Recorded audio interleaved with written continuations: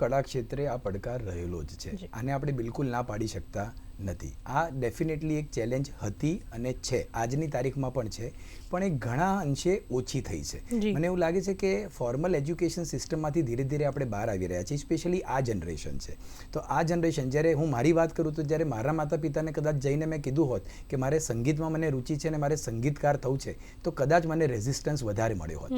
પણ જો આજના માતા પિતાની હું વાત કરું ને એમના બાળકોની વાત કરું તો કદાચ જો એ બાળક એવું કહેશે કે મારે સંગીતમાં જવું છે કે મારે કોઈ આર્ટ ફોર્મમાં જવું છે, તો કદાચ રેઝિસ્ટન્સ ઘણો ઘટી જશે, કારણ કે વિચારસરણી અને વિચારધારા over a period of time બદલાય છે.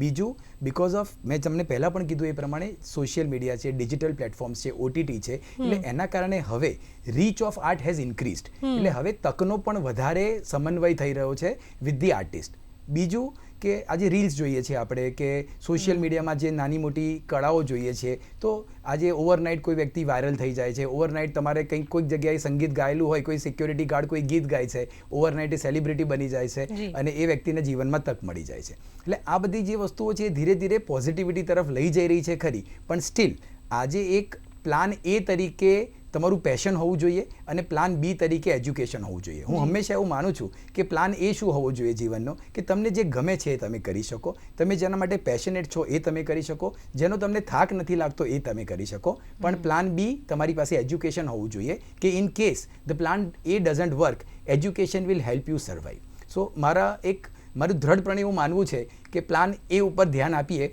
પણ સાથે સાથે પ્લાન બી રાખવો આજની તારીખમાં પણ જરૂરી છે.